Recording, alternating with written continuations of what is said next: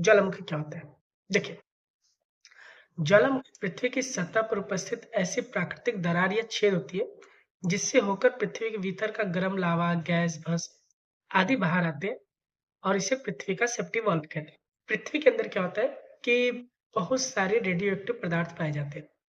इन radio active पदार्थ के कारण क्या होता है कि जब ये रेडियो एक्टिव पदार्थ विघटित होते हैं, तो इनसे ढेर सारी ऊष्मा निकलती है और इसके कारण आस-पास की जो चट्टानें होती हैं, वो पिघल जाती हैं।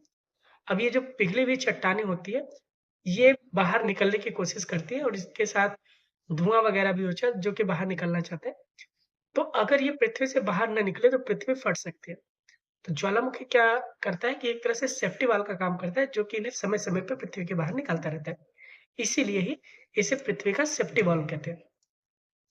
ये जो ज्वालामुखी विस्फोट होता है, उसमें जलवाष्प की मात्रा 60% से लेके 90% तक होती है।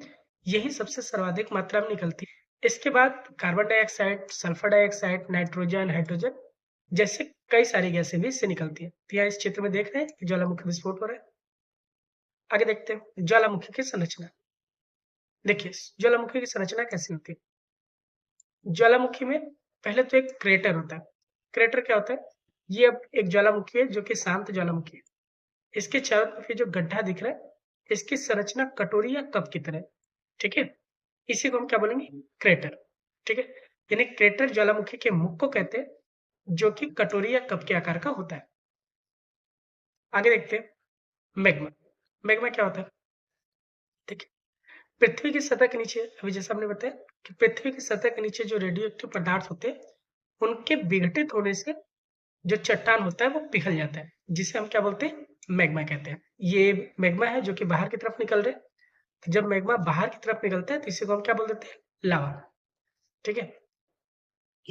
यानी पृथ्वी के अंदर का जो मैग्मा होता है, जब ये धरातल के बाहर आता है तो इसे लावा कहते हैं और ये जब लावा ठंडा होता है तो इससे आग्नेय शेल का निर्माण होता है।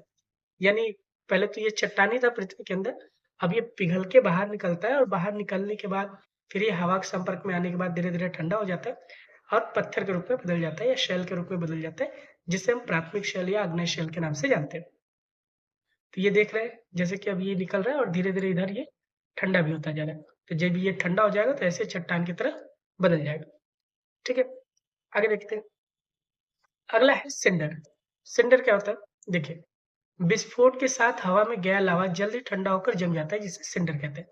यानी जब ये लावा बाहर की तरफ निकलता है, तो चूँकि विस्फोट के साथ निकलता है, तो यहाँ से कई सारे जो टुकड़े रहेंगे या लावा जो रहेगा वो साथ में चला जाएगा और आसमान में जम जाएगा, ठीक है? और ये पत्थर के टुकड़े की तरह आसमान से गिरते हैं, ठीक है? इन्हीं को हम क्या बोलेंगे? शेंडर कहते हैं। क्लियर है? चलिए अच्छा, आगे देखते हैं। अब हम लोग देखते हैं ज्वालामुखी के टाइप के बारे में यानी ज्वालामुखी कितने प्रकार के होते हैं। तो पहला होता है जागृत ज्वालामुखी। जागृत ज्वालामुखी क्या होता है कि ये ज्वालामुखी हमेशा सक्रिय रहते हैं। इनसे लगातार लावा, गैस, धुआँ, राख इत्यादि निकलता रहता है। ठीक है? यानी अभी ये जो चित्र में आप ज्वालामुखी देख रहे हैं, इससे धुआँ, गैस ये सब निकल रहा है, तो ये लगातार ही निकलता रहता है, ये कभी रुकता नहीं है। इसी को हम क्या बोलेंगे? जागृत ज्वालामुखी, सक्रिय ज्वालामुखी। इसके उदाहरण है इटली का इटना ज्वालामुखी, स्ट्रोमवेली और हवाई द्वीप का मोना लोआ इत्यादि। आगे देखते हैं। अगला है हमारा सुषुप्त ज्वालामुखी। सुषुप्त ज्वालामुखी क्या होता है? देखिए, ऐसा ज्वालामुखी जिसमें कई वर्षों से कोई विस्फोट तो नहीं हुआ है, लेकिन ये कभी भी विस्फोट कर सकता है। यानी इसकी संभावना बनी रहती है कि ये कभी भी विस्फोट कर सकता है। इसको हम क्या बोलते हैं? सुषुप्त ज्वालामुखी। इसके उदाहरण है इटली का वेसुवियस, इंडोनेशिया का क्राकातोआ और जापान का फ्यूजियामा। ठीक है? चलिए आगे देखते हैं शांत ज्वालामुखी। शांत ज्वालामुखी क्या होता है? ऐसा ज्वालामुखी जो कि कई वर्षों से शांत है और आगे भी इसके निष्क्रिय रहने की संभावना है, उसे हम शांत ज्वालामुखी कहते हैं। देखिए, कोई भी ज्वालामुखी हमेशा शांत रहेगा इसकी कोई गारंटी तो नहीं है, लेकिन ये शांत ज्वालामुखी इस तरह के ज्वालामुखी जिनको कि वैज्ञानिक लोग ये मान लेते हैं कि लंबे समय तक इसमें विस्फोट नहीं हुआ है और आगे भी लंबे समय तक विस्फोट होने की संभावनाएं नहीं है, तो उसे हम बोल देते हैं शांत ज्वालामुखी।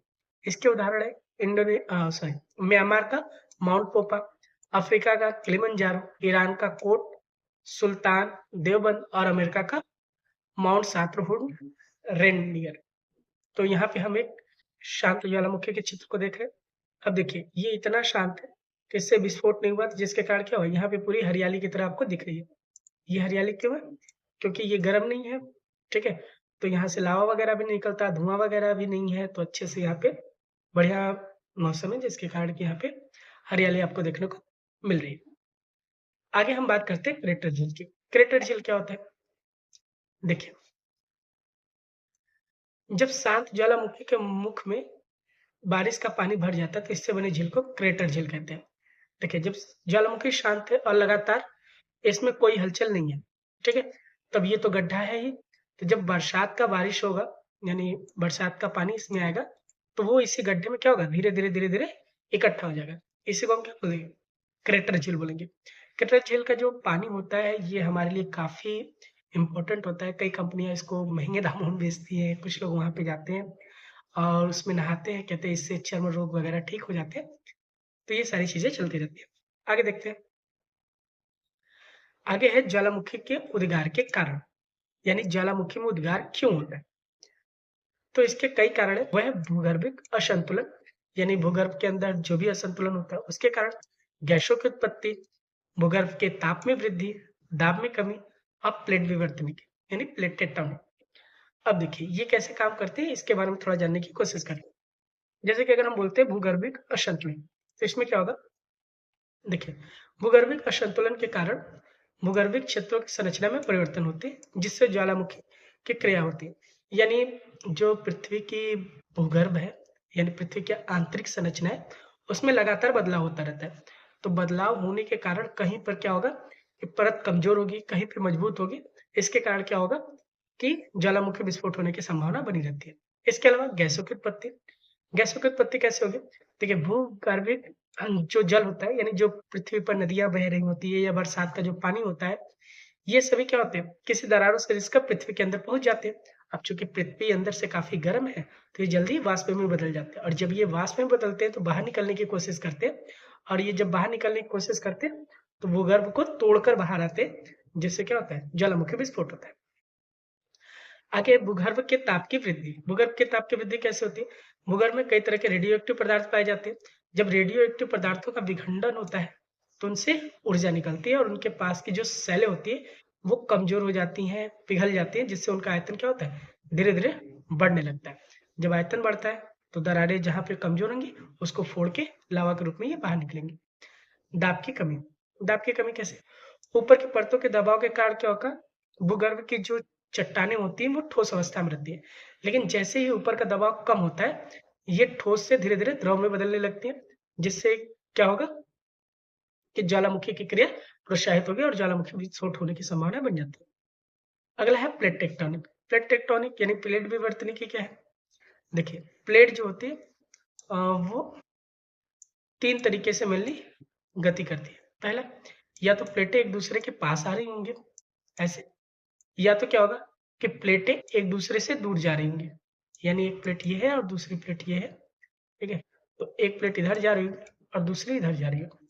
और तीसरी कंडीशन ये बनती है, जो 2 प्लेटें हैं, वो एक दूसरे को रगड़ के जा रही होती है, यानी एक इधर जा रही है और दूसरी इधर जा रही है। ये 3 तरीके की होती है। तो देखिए, जब ये 2 प्लेटें एक दूसरे के पास आती है, तो पहली प्लेट दूसरी प्लेट के ऊपर चढ़ जाएगी। तो जब 2 प्लेट एक दूसरे से दूर जाएँगे, तो यहाँ से लावा बाहर की ओर निकलेगा, जिससे कि ज्वालामुखी विस्फोट की संभावना बन जाती है। आगे रिंग ऑफ फायर का कॉन्सेप्ट। रिंग ऑफ फायर क्या है? देखिए, दुनिया में सर्वाधिक ज्वालामुखी जो है वो प्रशांत महासागर के तटीय किनारों पर पाए जाते हैं, जिन्हें रिंग ऑफ फायर कहते हैं।